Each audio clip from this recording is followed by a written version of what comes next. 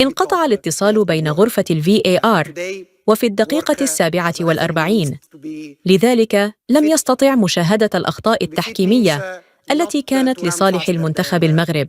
رد غير متوقع من رئيس الفيفا والكاف بعد مباراة المغرب واليابان. كولينا والشريف ينفعلان بشدة.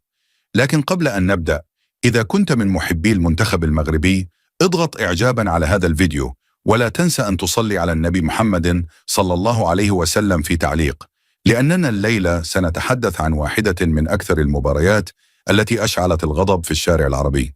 في مؤتمر صحفي بعد المباراة، بدأ رئيس الفيفا جياني إنفانتينو منفعلاً بشكل غير معتاد، وقال أمام الجميع: كرة القدم يجب أن تكون عادلة للجميع، لا يمكن أن نرى منتخبات تتضرر بسبب قرارات تحكيمية مشكوك فيها. المنتخب المغربي قدم أداء مذهلا وكان يستحق أكثر من ذلك. ما حدث اليوم لن يمر مرور الكرام. تصريح صادم جعل القاعة تشتعل بالتصفيق، خاصة بعد أن أكد أنه سيتم فتح تحقيق عاجل في بعض القرارات التحكيمية خلال البطولة. جماهير المغرب اعتبرت تصريح رئيس الفيفا بمثابة نصر معنوي ورسالة قوية بأن العالم بات يحترم هذا الجيل الذهبي الذي أبهر الجميع. حتى رئيس لجنة الحكام في الفيفا بنفسه في مقر الفيفا بزيورخ جلس الإيطالي الأسطوري بيير لويجي كولينا يراجع تسجيل مباراة المغرب واليابان. كان الغضب واضحا على وجهه وهو يكرر اللقطة المثيرة للجدل مرارا وتكرارا، ثم صرخ قائلا: هذا غير مقبول، الكرة تجاوزت الخط بوضوح، كيف لم يحتسب الهدف رغم وجود تقنية الفار؟ كولينا رمز النزاهة التحكيمية في العالم شاهد هدفين مغربيين واضحين لم يحتسبا، وضربة جزاء صريحة تجاهلها الحكم، بينما ظل فريق الفار صامتا بشكل غريب. في الدقيقة 60 دخلت الكرة المرمى بعد ارتطامها بالقائم وخروجها من الداخل، لكن الفار لم يتدخل رغم أن الإعادة أظهرت الهدف بوضوح. أما في الدقيقة 73 فقد عرقل المهاجم المغربي داخل منطقة الجزاء، وبدلا من استدعاء الحكم للمراجعة اكتفى فريق الفار بعبارة: اللاعب مستمر. كولينا قال في اجتماع عاجل: ما فائدة الفار إذا كان لا يستخدم لتحقيق العدالة؟ التقنية لا تخطئ، لكن من يديرها قد يخطئ أو يتجاهل. وأضاف بحزم: الحكم كان مترددا والفار كان متفرجا، لا يمكن أن يظلم منتخب شاب لعب بالرجولة لمجرد أن التقنية لم تفعل في الوقت المناسب. وفي نهاية الاجتماع أمر كولينا بفتح تحقيق عاجل في أداء غرفة الفار، مؤكدا: المغرب لم يخسر بسبب الأداء، بل بسبب قرارات بشرية وتقنية أفسدت روح اللعبة. في مداخلة إعلامية قوية قال رئيس الكاف باتريس موتسيبي: أعظم ما قدمته الفيفا هو إدخال تقنية الفار، لكن المؤلم أن تستخدم بشكل انتقائي. ما حدث في مباراة المغرب واليابان أمر لا يصدق. الفار لم يراجع الهدف الأول رغم وضوحه، ولم ينبه الحكم على ركلة الجزاء رغم وجود تواصل مباشر بين الغرفة والحكم في الملعب. هذه ليست مشكلة رؤية، بل مشكلة تطبيق. وأضاف قائلا: التقنيات وجدت لخدمة العدالة، لكن للأسف لم تستخدم كما يجب. أحد الأخطاء الخطيرة أن فريق الفار لم يطلب من الحكم العودة إلى الشاشة في أي لقطة حاسمة، وهذا ضد البروتوكول تماما. في الحالات المشكوك فيها يجب أن يشاهد الحكم بنفسه، لكن ذلك لم يحدث أبدا. وأكد موتسيبي قائلا: هناك شعور عام بعدم الإنصاف تجاه المنتخبات العربية. لو كان منتخب أوروبي في هذا الموقف لتدخل الفار في ثوان، أما المغرب فتم تجاهله. نحن بحاجة إلى عدالة تقنية، لا عدالة اختيارية. وختم رسالته قائلا: المغاربة يجب أن يفتخروا بأبنائهم لأنهم لعبوا بشرف، بينما من في غرفة الفار لم يؤدوا واجبهم بأمانة. ظهر الخبير التحكيمي السوري جمال الشريف بعد المباراة في استوديو تحليلي وهو غاضب بشدة، وقال: هذه المباراة يجب أن تدرس كمثال على سوء استخدام الفار وليس على التحكيم الجيد.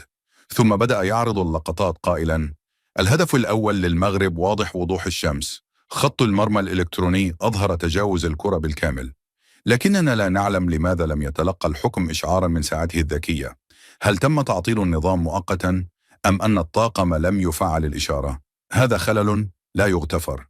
أما في الهدف الثاني فقال الشريف: تقنية التسلل النصف الآلي لم تستخدم أصلا، والفار لم يصدر الخطوط المخصصة التي تحدد موقع اللاعب المغربي بدقة، وهذا يعد تقصيرا كبيرا من الفريق التقني. وبخصوص ركلة الجزاء أضاف: الفار كان يجب أن يتدخل فوراً، لأن اللقطة واضحة من 3 زوايا. اللاعب الياباني لمس الكرة بذراعه، لكن المسؤول عن الفار اكتفى بالقول: لا يوجد دليل قاطع. أي دليل أقوى من الصورة نفسها؟ وختم جمال الشريف قائلاً: عندما يستخدم الفار لخدمة العدالة فهو إنجاز عظيم، لكن حين يستخدم لتجاهل العدالة فهو وصمة عار. المغرب اليوم كان ضحية قرارات بشرية وأخطاء تقنية معا. اللهم يا من رفعت السماء بلا عمد، ويا من قلت للشيء كن فيكون، يا من بيدك الملك تؤتي الملك من تشاء، وتنزع الملك ممن تشاء، وتعز من تشاء، وتذل من تشاء. بيدك الخير، إنك على كل شيء قدير. اللهم يا ناصر المظلومين، ويا معين الضعفاء، ويا رافع راية الحق، نسألك في هذه الليلة أن تنصر منتخبنا المغربي في ميادين الكرة، كما نصرت عبادك الصالحين في ميادين الحق والعدل. اللهم اجعل راية المغرب خفاقة في السماء، وارفع شأنها بين الأمم، واجعل اسمها يذكر في المحافل بصوت العز والفخر. اللهم اجعل أبناء هذا الوطن من اللاعبين جنودا للكرامة، وفرسانا للشرف، وأبطالا للروح الوطنية. يا رب اجعل خطواتهم ثقة، وتمريراتهم بركة، وتسديداتهم توفيقا، وأهدافهم نصرا مبينا. اللهم سدد رمياتهم، واحفظ أجسادهم من كل إصابة، واملأ قلوبهم باليقين أنك معهم حيثما كانوا. اللهم اجعل من كل تمريرة بينهم حبا، ومن كل تعاون بينهم وحدة، ومن كل هدف يسجلونه فرحا يعم قلوب المغاربة في كل بيت ومدينة وقرية. اللهم اجعل عزيمة الأسود من نار لا تخمد، وإصرارهم جبلا لا يهزم، وروحهم القتالية سيفا من نور في وجه كل من يستهين بقدرتهم. اللهم إنهم خرجوا باسم وطن أحبوه، وتربوا على أرضه، وشربوا من مائه، وتنفسوا هواءه، فاجعل كل نبضة في صدورهم قوة من عندك. اللهم ألهمهم الثقة بأن النصر منك لا من غيرك، وأن المجد لك وحدك، وأن اللعب شرف إن كان باسم الوطن وبإخلاص القلب. يا رب احفظهم من كيد الحاسدين، ومن ظلم الحكام، ومن مكر الخصوم. اللهم اجعل عيونهم ثابتة على الهدف، وقلوبهم مطمئنة بذكرك، وأرجلهم قوية في الميدان كأنها جذور أطلس راسخة في الأرض. اللهم اجعل مدربهم حكيما في قراراته، ثابتا في خططه، وصادق النية في خدمته للوطن. اللهم اجعل الجهاز الفني والإداري كتلة واحدة، متحدة الفكر، متماسكة الروح، متعاونة على البر والنصر. اللهم اجعل من جمهورنا المغربي دعما لا ينقطع، وحبا لا يخمد، وهتافا يصل إلى السماء. اللهم اجعل كل من قال الله، الوطن، الملك شاهدا على إخلاص هذا الشعب لوطنه، وبارك في صوته إذا دعا، وفي قلبه إذا فرح، وفي دموعه إذا بكى فخرا. اللهم إنهم أبناؤنا وإخواننا، نفرح لهم ونبكي معهم، فاحفظهم كما تحفظ أولياءك الصالحين. اللهم اجعل الفوز حليفهم، والنصر قرينهم، والمجد رداءهم، والعزة تاجهم. اللهم يا من نصرت داود على جالوت، وانتصرت لموسى على فرعون، ونجيت يوسف من الجبة، وسخرت الريح لسليمان، انصر أسود الأطلس على خصومهم، وأيدهم بجند من عندك لا يرى. اللهم إنهم في ساحة تنافس شريف، فاجعل النصر لهم فيها كما جعلت النصر لعبادك في المعارك الكبرى.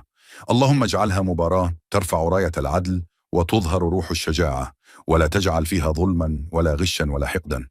اللهم اجعل من كل صافرة تطلق بداية لفرح جديد، ومن كل هجمة مغربية رسالة بأن العز لا يورث بل ينتزع بالعمل والإخلاص. اللهم إنهم شباب حملوا آمال أمة وأحلام جيل بأكمله، فكن معهم يا الله في كل ثانية، في كل تمريرة، في كل مواجهة، وفي كل دقيقة من وقت المباراة. اللهم ألهمهم حسن التقدير، وبعد النظر، وسرعة البديهة، وصفاء الذهن، وقوة التركيز. اللهم اجعل قلوبهم مطمئنة بذكرك، وصدورهم منشرحة بالإيمان، وأيديهم قوية بالعزيمة. اللهم اجعل من حارس مرماهم سدا منيعا، ومن مدافعيهم جدارا صلبا، ومن وسطهم عقلا متزنا، ومن هجومهم نارا تشتعل في مرمى الخصوم.